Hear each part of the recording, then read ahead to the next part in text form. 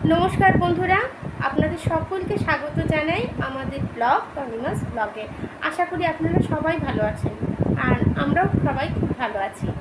तो आमी बोलेछिलाम आजके एकटा स्पेशल ब्लग करब। सेई ब्लगटार उद्देश्य हच्छे एटाई जे सत्यि कथा बोलते आमार निजेस्व वेटई अनेक बेशी गेन हये गेछे। तो आमी चेष्टा करब जे आमी निजेर मतन करे निजेर कमफर्ट जोने थेके কিছুটা ওয়েট অন্তত নামানোর জন্য। তো আমি ভাবলাম যে কেন না এটা আপনাদের সঙ্গেও শেয়ার করা যায়। তো আজকে আমি আপনাদের সঙ্গে সেরকমই একটা রেসিপি শেয়ার করব যেটা হচ্ছে একদম অয়েল ফ্রি। সেটা বানানো হবে পনির ভুর্জি আর সেটা একদম অয়েল ফ্রি, একদম ঘরোয়া পদ্ধতিতেই আমি ওটা তৈরি করব। তো ঠিক আছে, আপনারা সকলেই আমার সঙ্গে থাকুন আর দেখতে থাকুন যে রেসিপিটা আমি কেমন করে বানাই।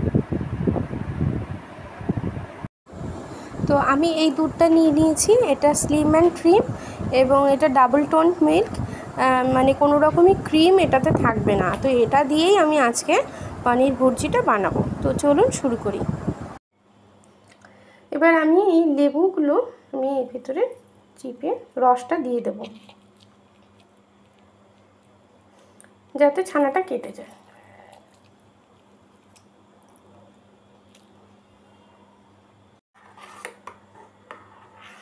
দেখুন দুধটাকে আমি এইভাবে নাড়ছি, হ্যাঁ, এতে ছানাটা আর দুধটা আলাদা হয়ে যাবে।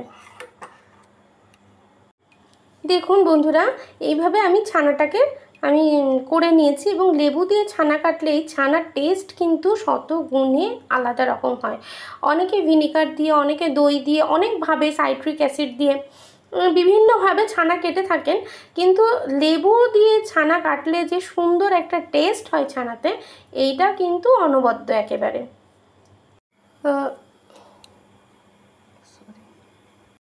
এবার আমি একে একে যে সবজিগুলো নিয়েছি টমেটো, ক্যাপসিকাম, আদা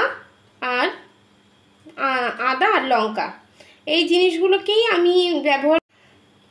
আর আমি নিয়েছি একটু ক্যাপসিকাম নিয়েছি, একটু টমেটো আর একটুখানি আদা কুচিয়ে নিয়েছি আর একটু লঙ্কা, এগুলোকেই আমি আজকে ব্যবহার করব।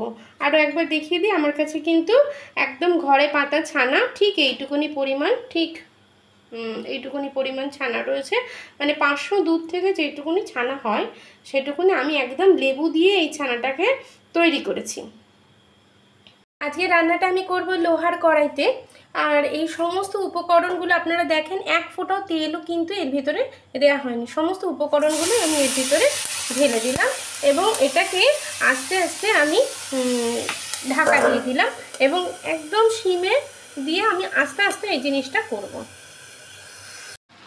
দেখেন, আপনারা দেখতেই পেরেছেন এই টমেটো থেকে কিন্তু এতখানি জল বেরিয়েছে, যার থেকে মানে জিনিসটা মানে পুরো সবজিটাই একদম পুরো ভাপে ভাপে তৈরি হয়ে গেছে।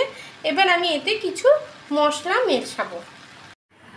মশলাগুলো হচ্ছে এইরকম, একটু হলুদ নিয়েছি, একটু জিরের গুঁড়ো, একটু ধনের গুঁড়ো, আর এটা হয় না যে একটু ভাজা মশলা যেটা আমরা বাঙালি ঘরে করে থাকি, তোমার ধনে, জিরে, মৌরি এগুলো দিয়ে যে ভাজা মশলাটা হয় সেটা।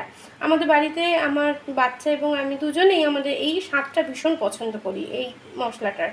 আর এখানে নিয়েছি একটু কাসুরি মেথি আর নিয়েছি লঙ্কার গুঁড়ো। এগুলো সবই আমি জলের মধ্যে একটুখানি সামান্য গুলে আমি অ্যাড করব। মশলাগুলো সমস্তটাই ভালো করে দিয়ে দিয়েছি। এবার এটাকে ভালো করে মেশাতে দেব।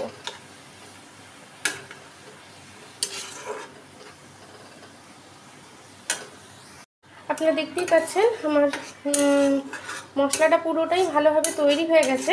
ঠিক এরকমই পরিস্থিতিতে, এরকমই পজিশনে আমি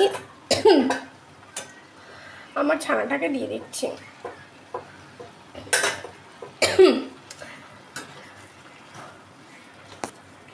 ছানাটা সুন্দর বসে গেছিলো একদম।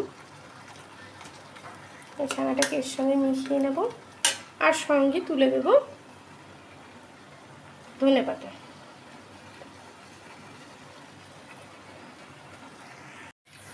দেখুন আমার মোটামুটি সমস্তটাই প্রায় রেসিপিটা শেষ হওয়ার মুখেই। আর আমি এই সময়টাতে আমি দিয়েছি ছানা থেকে বেরোনো যে জলটা ছিল সেই জলটারই কিছুটা অংশ এখানে দিয়ে দিয়েছি। এই জলটা টেনে নিলেই আমার মোটামুটি আজকের রেসিপিটা তৈরি হয়ে যাবে। ফাইনাল লুকটা আমি আপনাদেরকে দেখাচ্ছি, আপনাদের সঙ্গে শেয়ার করছি। আপনাদের সাথে শেয়ার করলাম আজকের পনির ভুর্জিটা। এটা আমি একটু রসা রসা রেখেছি, আপনারা চাইলে এটা একদম মানে গা মাখা মাখা একদম আর একটু শুকাতে পারেন।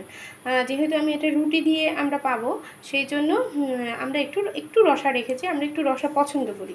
তো বাকিটা আপনাদের যার যার যেমন। আর দেখতেই পাচ্ছেন আমি রুটি নিয়েছি, আর একদম কোনো ঘি লাগানো না, কিছু না, আর পুরো রান্নাটা তৈরি হয়েছে একদম তেল ছাড়া। আর আপনারা বাড়িতে তৈরি করবেন আর দেখবেন, আর টেস্টে কিন্তু কোনো রকম ফারাক নেই, কোনো রকম যে টেস্ট তেল ছাড়া হয়েছে বলে টেস্ট অন্যরকম সেরকমের কোনো ব্যাপার নেই। আপনারা সকলেই এই রান্নাটা রেসিপিটা টেস্ট করবেন, বানাবেন বাড়িতে, আর কমেন্ট সেকশানে জানাবেন আপনাদের সকলের কেমন লাগলো। আচ্ছা, ততক্ষণের জন্য আমি আজকের মতন এই যে রেসিপিটা এখানেই শেষ করছি, আর আবার দেখা হবে নেক্সট ব্লগে।